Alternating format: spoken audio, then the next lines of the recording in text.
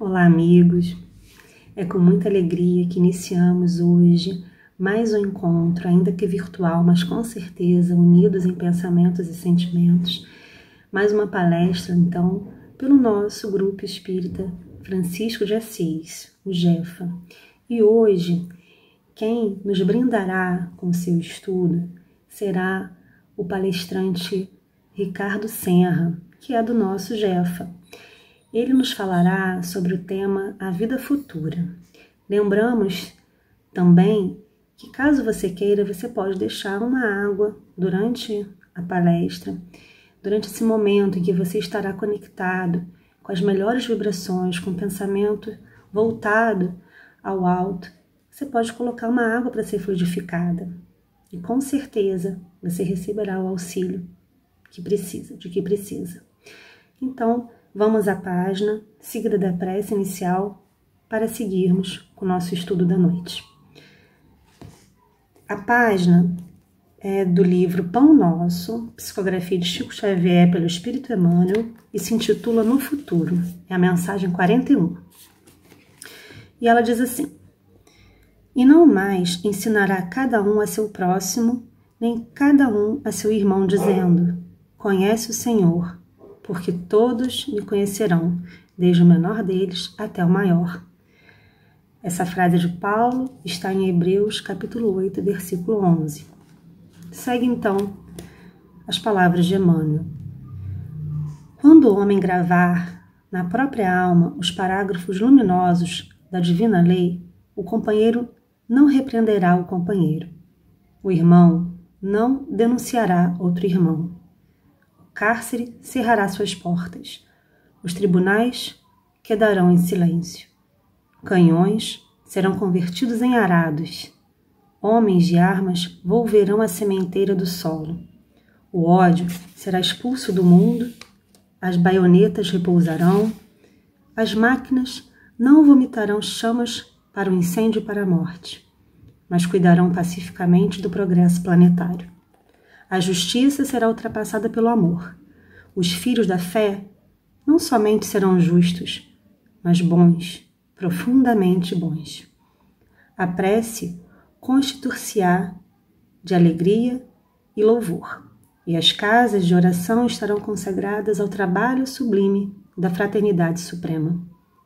A pregação da lei viverá nos atos e pensamentos de todos, porque o Cordeiro de Deus terá transformado o coração de cada homem em tabernáculo de luz eterna, em que o seu reino divino resplandecerá para sempre. Vamos então à prece, meus queridos amigos, pedindo a Deus, nosso Pai maior, e a Jesus, nosso amigo e irmão, governador do planeta Terra, que possamos sempre ter a fé na vida futura, ter a fé de que todas as dores são transitórias e que, sem dúvida nenhuma, servem de lição para a nossa caminhada evolutiva. Que possamos, sim, agradecer a cada obstáculo, assim como a cada alegria e a cada conquista. Sigamos em paz e o Senhor esteja conosco. Que assim seja, graças a Deus.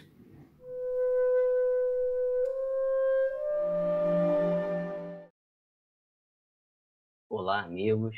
Que a paz de Jesus esteja com cada um de vocês.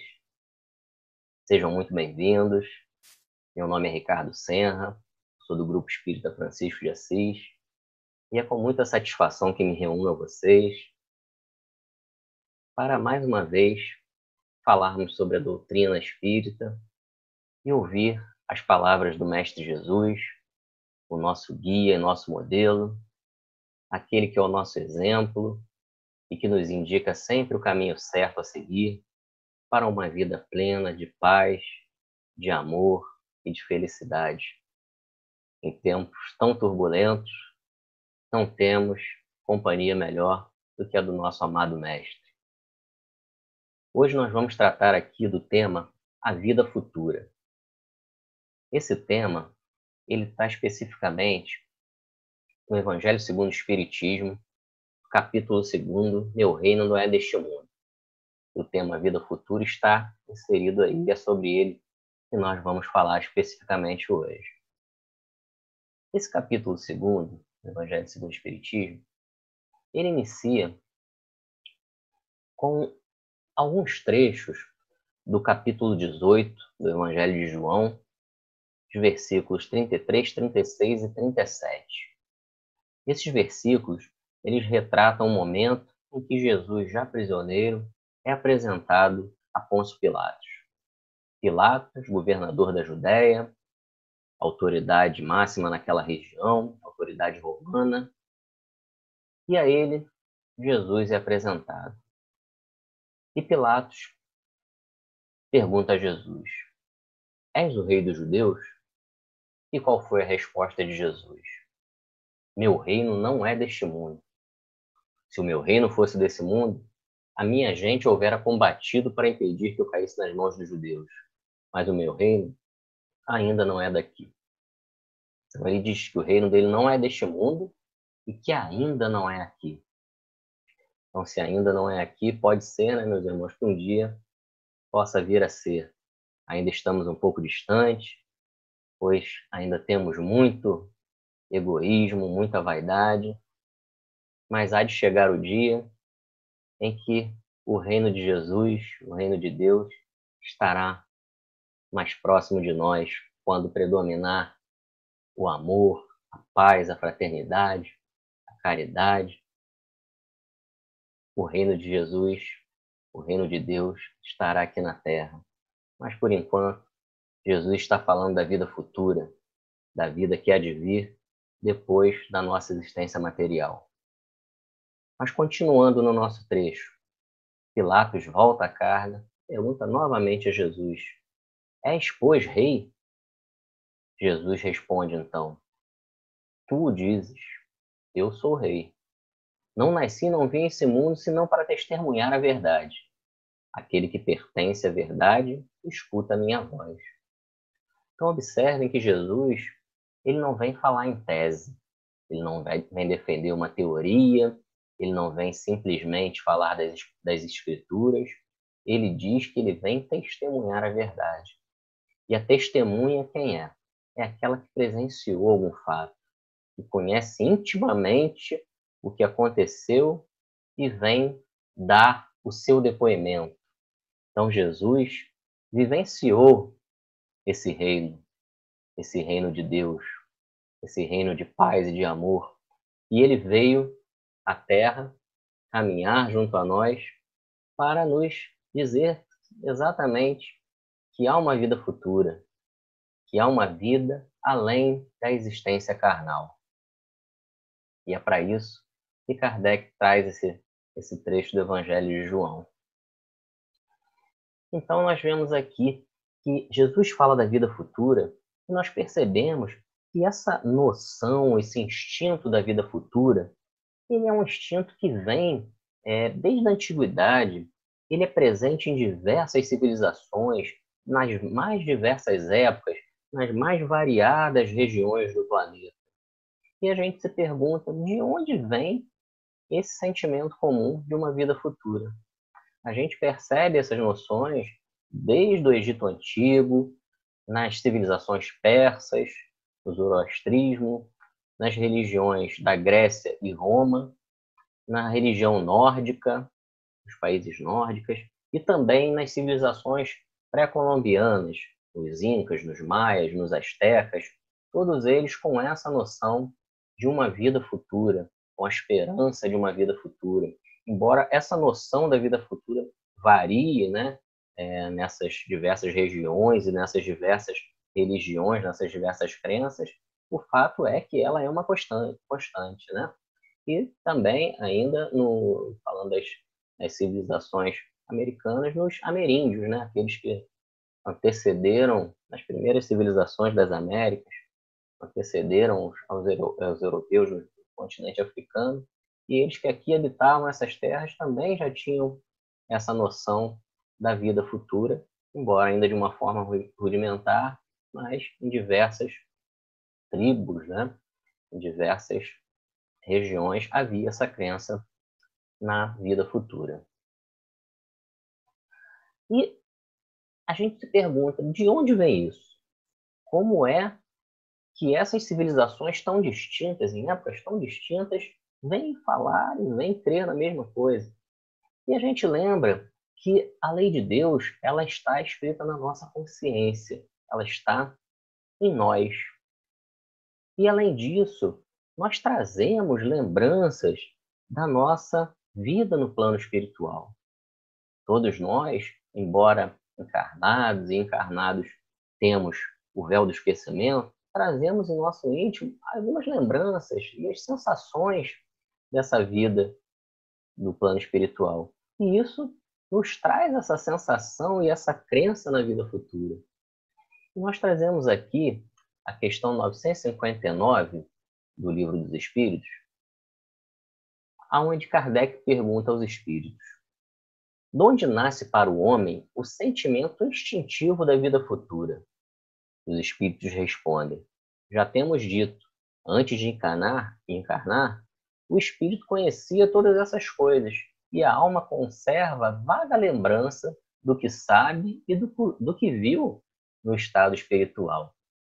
Então vejam bem aquilo que nós falamos, né? Daí a explicação disso se repetir, né, nessas civilizações tão distintas, porque isso está em nós e está em sensações, em lembranças que trazemos da vida do plano espiritual.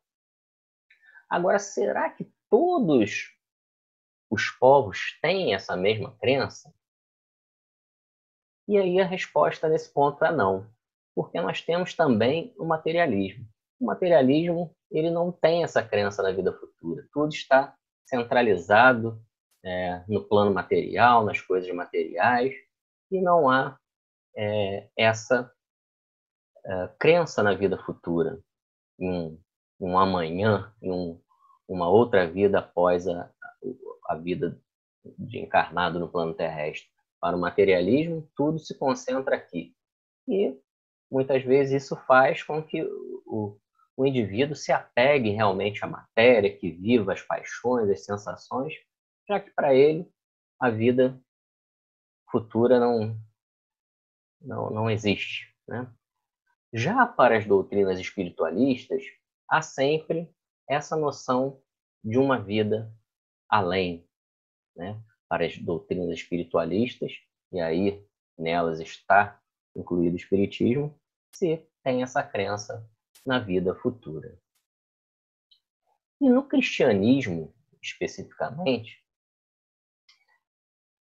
essa crença, esse sentimento, ele vira uma certeza. Porque, como vimos no Evangelho de João, Jesus vem textualmente dizer que o reino dele não é neste mundo. E se a gente não tiver a crença de uma vida futura, a própria doutrina de Jesus, ela fica sem sentido, porque ela prega o melhoramento do ser humano, ela prega a paz, ela prega o amor e prega essa noção de uma vida futura, aonde estaremos sem as sensações, sem o peso da carne, em uma vida além da que vivemos. E além disso, de Jesus nos dizer textualmente que há uma vida, né? Jesus, além de dizer que o reino dele não é deste mundo, ele dizia que a casa do Pai tem muitas moradas. Então, temos várias existências em vários locais, em vários orbes. E, além disso, o Cristo, ele venceu a morte. Cristo veio e testemunhou que existe a vida após a morte do corpo. Na Gênesis é retratado e é tratada a questão da aparição de Jesus depois de sua morte. E nessas aparições, Jesus se deixa tocar. Jesus, por vários dias, aparece a seus discípulos, aparece a Maria de Magdala, aparece em vários momentos, se deixa tocar, convive com seus discípulos por alguns dias e ali Jesus se mostra em seu corpo perispiritual. Ele se mostra em seu corpo fluídico, não era mais seu corpo de carne. Isso é bem abordado lá na Gênesis, mostrando que há uma vida do Espírito. E essa vida, Jesus deixa claro que é uma vida que todos nós teremos. E mais, o Cristo ali ainda nos diz que naquele momento em que ele estava conosco, era o que ele poderia nos ensinar, é o que nós tínhamos condição de compreender no atual nível que estava a humanidade. Mas Jesus, ele vem e nos diz o seguinte, que haverá o dia que o Espírito da verdade, de verdade estará conosco. Né? Jesus nos diz lá, ainda tenho muito que vos dizer, mas vós não podeis suportar agora. Mas quando vier aquele Espírito de verdade, ele vos guiará em toda a verdade, porque não falará de si mesmo, mas dirá tudo o que tiver ouvido e vos anunciará o que é de vir.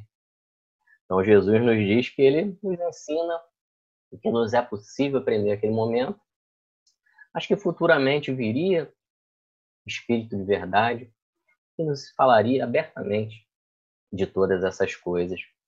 Então, aquela vaga noção da vida futura, no cristianismo, ele se consolida como uma realidade. E seguindo mais adiante, para nós espíritas, o espiritismo reforça ainda mais isso, porque, como o próprio Cristo nos anunciou, o Espírito de verdade viria e nos ensinaria todas as coisas com todos os detalhes, retirando todos aqueles véus que nos impediam de compreender a verdadeira verdade. E mais, quem nos diria isso seriam as próprias testemunhas, seriam os próprios espíritos que trariam essa doutrina até nós. São os próprios espíritos, testemunhas da vida futura, que nos vêm ensinar e nos trazer todos os detalhes.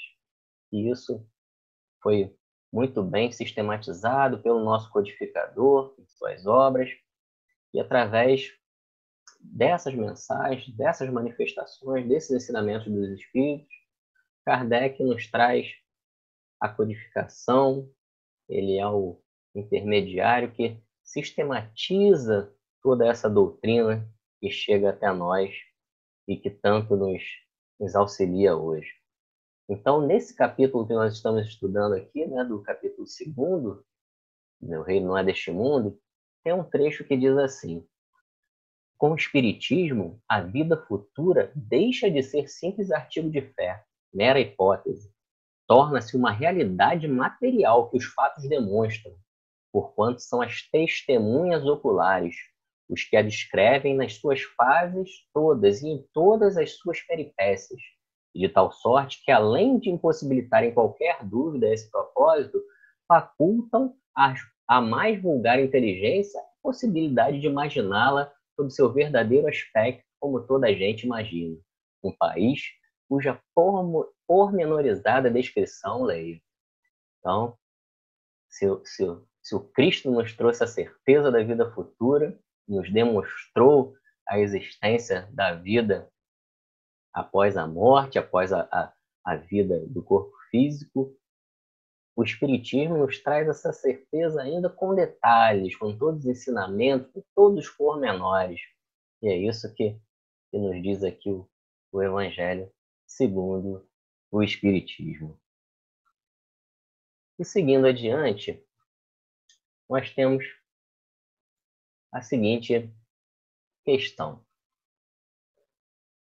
Dentro desses pormenores que os Espíritos nos trazem, como seria essa vida futura? Será que nós conservamos nossa individualidade? Será que nós temos atribuições nessa outra vida? Será que nós trabalhamos? Será que nós temos ocupações? A resposta é positiva, né? Na questão 149 do Livro dos Espíritos, Kardec pergunta aos espíritos: que sucede à alma no instante da morte?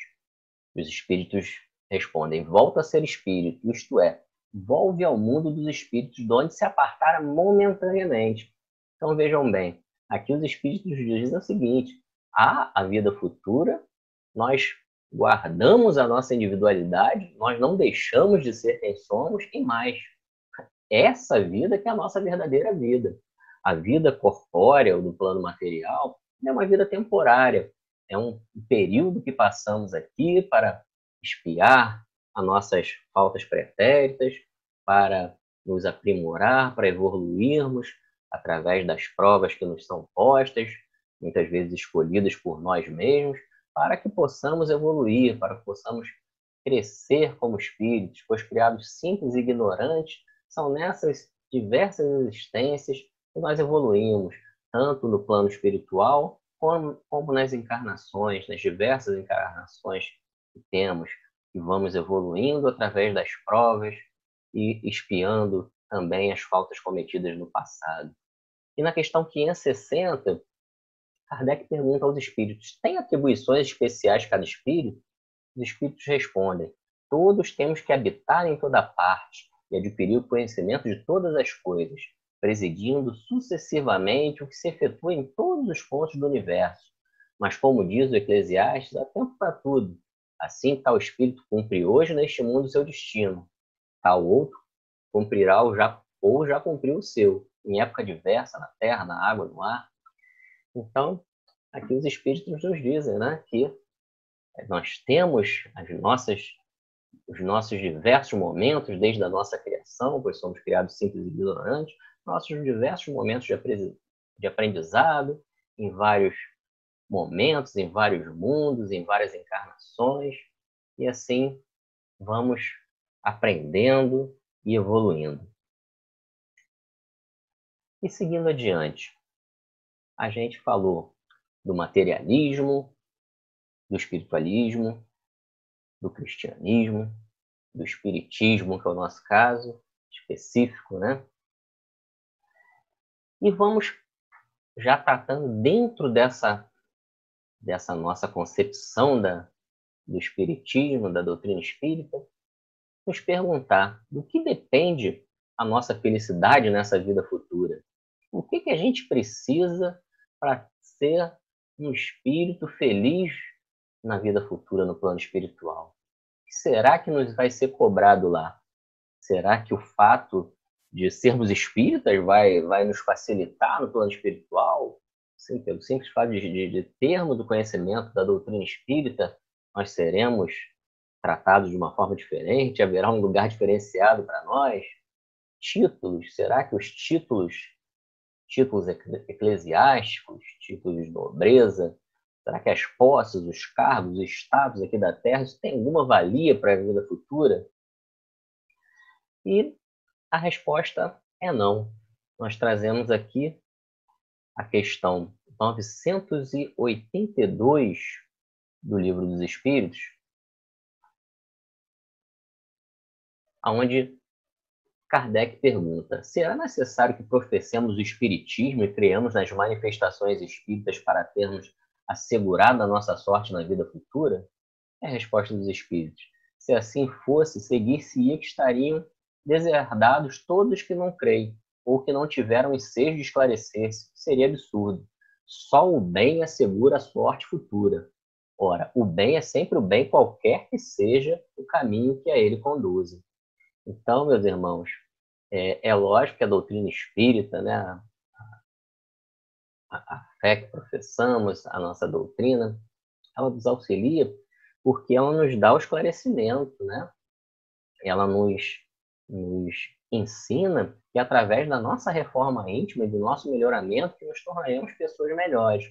Mas o simples fato de nos dizermos espíritas ou nos denominarmos sobre qualquer outra religião, de nada nos adianta se nossos atos não traduzirem isso, se nós não formos realmente pessoas de bem e, e o fato de professarmos ou de acreditarmos em alguma coisa pura e simplesmente não é motivo para a nossa felicidade na vida futura, tão somente. Inclusive, tem um fato curioso, um fato histórico, né, que há um tempo atrás, alguns anos atrás, foram divulgados os diários de Emma Darwin, a esposa de Charles Darwin, né? O criador da teoria da evolução das espécies, que falava que as espécies iam evoluindo e o mais adaptado, né? Que transmitia seus genes e as espécies iam evoluindo umas a partir das outras. E essa doutrina, logicamente, ela ia de encontro ao criacionismo, né? E a esposa de Darwin, embora ela o ajudasse muito, o tenha ajudado durante toda a vida e até mesmo depois da morte dele, com a publicação de seus estudos, Emma Darwin ela era muito religiosa. Ela era de origem protestante e tinha muitas dúvidas a respeito da fé. Para ela, a fé, a religião, era mais importante que a ciência. E era a questão principal para ela era a fé. Se fosse comparar, sopesar entre a fé e a ciência, ela ficava com a fé. Enquanto Darwin, ao longo dos anos, né, embora ele também tenha uma origem religiosa, ele vai fazendo os questionamentos e a própria ciência vai mostrando a ele essa questão da evolução, né? E ele dedica a sua vida a isso. E os diários, eles retratam que Emma Darwin sofre muito com isso, porque isso angustia ela por entender que aqueles estudos científicos iam de encontro, iam bater de frente com o criacionismo, e ela temia pelo futuro dele, e até temia que isso, curiosamente, fosse os separar, né, numa vida futura. Isso foi uma questão muito presente para ela. Vocês vejam só, né, como essas questões, às vezes, são tão importantes, né, que trazem angústia na vida da pessoa. Uma pena que, na época, ela não tivesse o esclarecimento que nós temos da doutrina espírita, né, porque ela vivenciou, né, coisas maravilhosas ao lado do marido, mas essa questão aí de achar que Darwin teria um destino, uma má sorte na vida futura por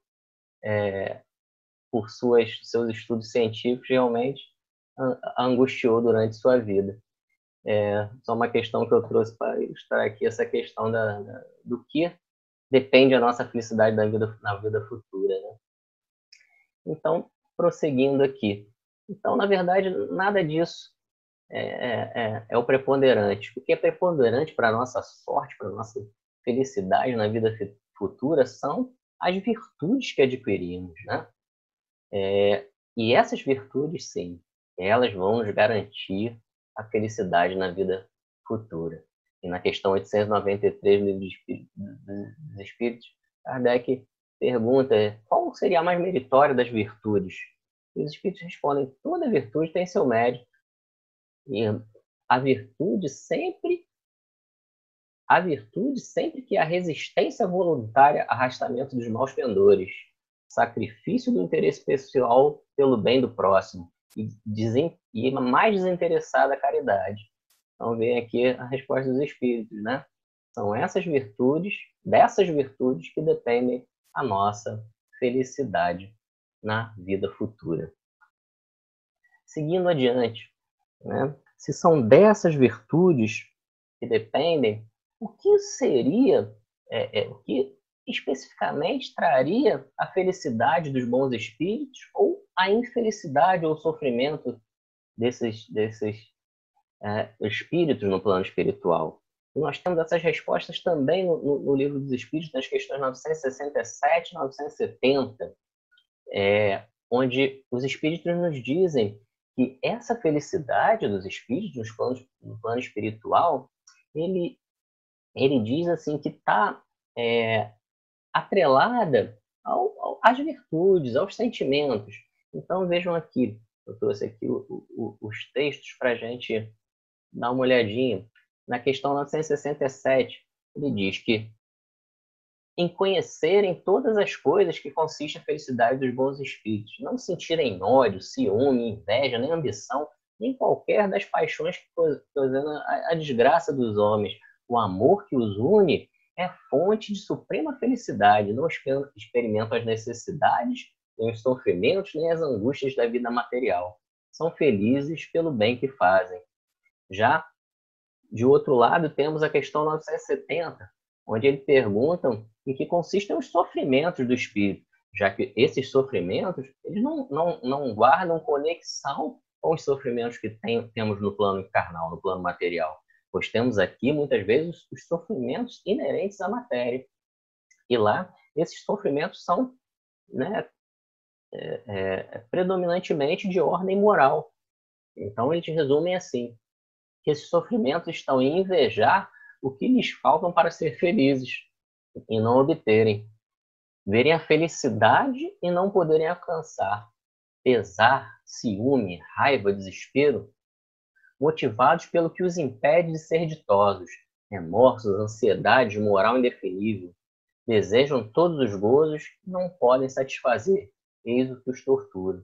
Então, felicidade e infelicidade estão extremamente ligadas a essa questão das virtudes, pois essas questões de ordem moral é que vão fazer o diferencial para a felicidade ou infelicidade na vida futura, no plano espiritual. Então, prosseguindo, já que são essas virtudes o que interessa, o que nós precisamos fazer para ter realmente uma vida futura feliz? E aí nós nos reportamos a questão do homem de bem, né? A doutrina espírita nos define os caracteres do homem de bem. Kardec, na pergunta 918 do Livro dos Espíritos, pergunta aos espíritos como é que a gente pode reconhecer o progresso real que o espírito elevará o espírito na hierarquia espírita. E os espíritos respondem: o espírito prova a sua evolução quando todos os atos de sua vida corporal representam a prática da lei de Deus e quando antecipadamente compreendem a vida espiritual. Então vejam bem, os atos de sua vida corporal representam a prática da lei de Deus e antecipadamente compreendem a vida espiritual. Então, a gente progride, né, na hierarquia espírita quando a gente tem essa visão antecipada da vida espiritual, da vida futura, e já também aqui na Terra, a nossa vida representa a prática da lei de Deus. Então, conhecer, né, a lei de Deus e a antecipar, ter a consciência de que teremos uma vida futura, com certeza é um fato muito importante para a nossa evolução. E vamos ver aqui, então, quais seriam esses caracteres, né, resumidamente, do homem de bem, que o Livro dos Espíritos nos traz lá, né? Vamos ver aqui qual seriam essas características. Então, está lá, resumidamente. Verdadeiramente, o homem de bem é o que pratica a lei de justiça, amor e caridade. Faz o bem pelo bem, sem contar com qualquer retribuição. É bondoso, humanitário e benevolente. Poder e riqueza considera as coisas como um depósito de que lhe cumpre usar para o bem. Então, ele considera as riquezas como um depósito que ele cumpre usar para o bem. E sabe que ele é apenas um depositário das riquezas. Não possuímos nada, né? Aqui no plano material. Tudo vem de Deus. E, ao partirmos para o plano espiritual, aqui tudo deixaremos. Continuando. Se sob sua dependência a ordem social colocou outros homens, trata-os com bondade e complacência, que são seus iguais perante ao Deus. Importante, usa da sua autoridade para lhes levantar o moral e não para os esmagar com seu orgulho. Então veja a importância, né, do exercer bem a questão da ordem social, da autoridade que nos é concedida sempre por Deus. Continuando, é indulgente para com as fraquezas alheias, não é vingativo, respeita enfim os seus semelhantes, todos os direitos que as leis da natureza lhes concedem, como quer que os mesmos direitos lhes sejam respeitados. Então, aí estão os caracteres, né, do homem de bem e que nos dão um indicativo do que devemos fazer para ter uma boa sorte na vida futura, tenhamos a felicidade na vida futura.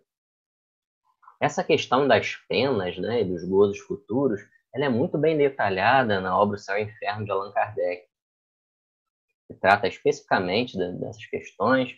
Ela traz, inclusive, um trecho lá que é o Código Penal da Vida Futura, que é interessantíssimo.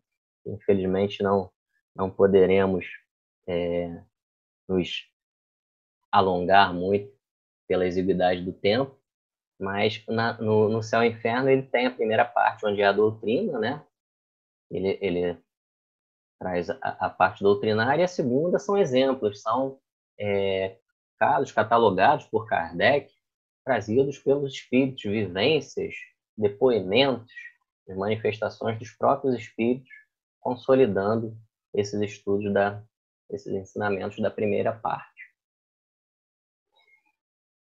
Seguindo adiante, sempre que a gente fala da vida futura, né, nós não podemos esquecer que nós jamais podemos abreviar a nossa existência. Embora temos a crença absoluta na vida futura, nós sabemos que só Deus tem o poder de dar, de tirar a vida.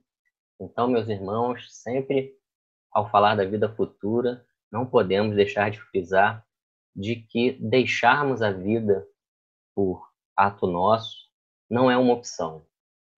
Só Deus pode, assim como Ele nos dá a vida, Ele pode tirar. Então, não nos é possível abreviar a nossa existência. Então, o suicídio, ele nunca é uma opção, meus irmãos. A doutrina espírita, ela está repleta de casos onde é retratada a sorte que os espíritos, sorte entre aspas, né? O destino que tem os espíritos que abreviam sua existência e saem pelas portas do suicídio.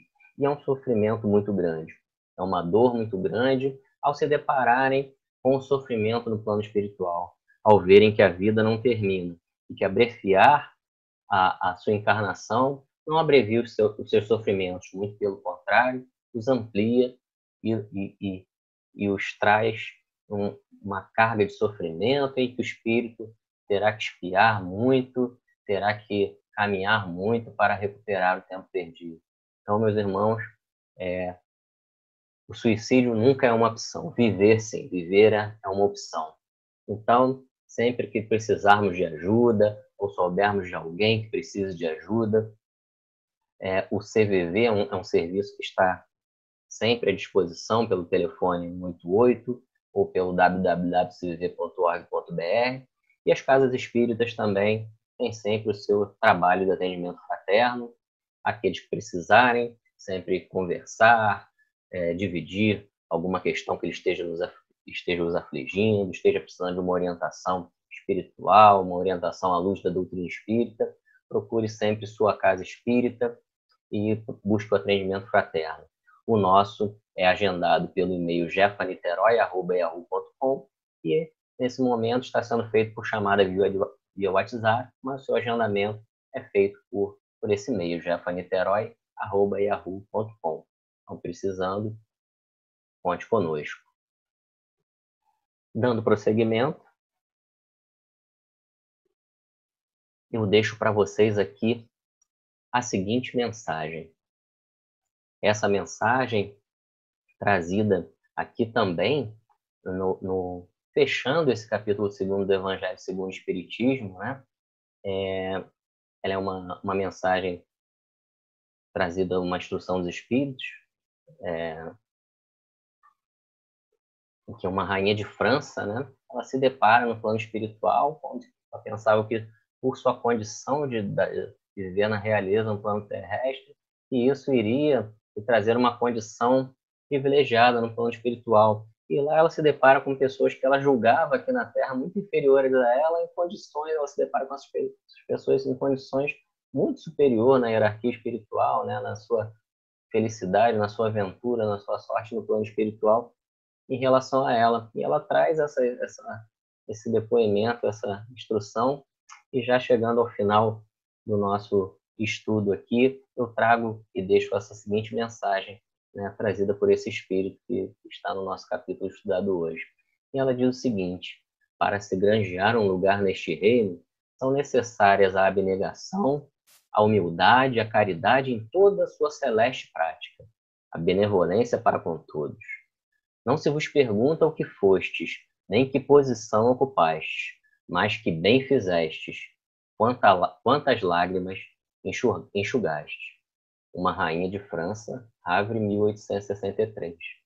Então, meus irmãos, lá no plano espiritual, o que nos será cobrado será isso: o bem que fizemos e as lágrimas que enxugamos. E que isso sirva de inspiração, de ânimo, para que sigamos no caminho do bem, no caminho do amor, no caminho da caridade e do amor e do auxílio ao próximo. Muito obrigado pela companhia, muita paz a todos.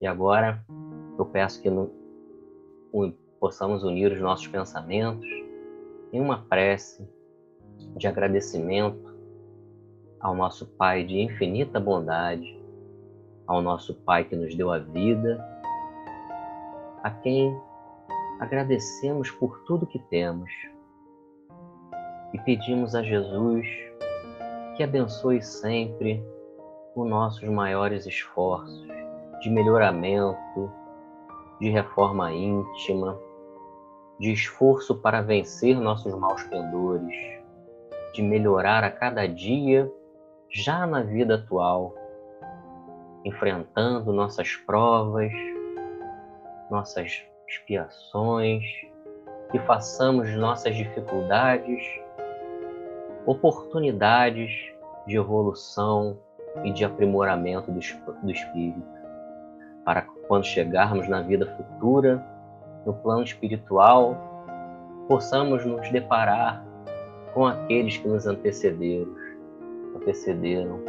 possamos nos reencontrar com os amores que nos deixaram e possamos continuar nossa caminhada de evolução na verdadeira vida, na vida futura, no plano espiritual. Pedimos a Jesus e a espiritualidade amiga que nunca nos desampara, que nossas melhores vibrações de amor e de saúde cheguem aos que mais necessitam. E nesse momento em que a humanidade padece de terríveis enfermidades, que Jesus e a espiritualidade amiga, em seu trabalho incessante, possa aliviar seus sofrimentos e que nossas melhores vibrações de paz e de amor cheguem em forma de saúde e de amparo. Fica conosco, Senhor, hoje e sempre. Que assim seja. Graças a Deus. Muita paz a todos.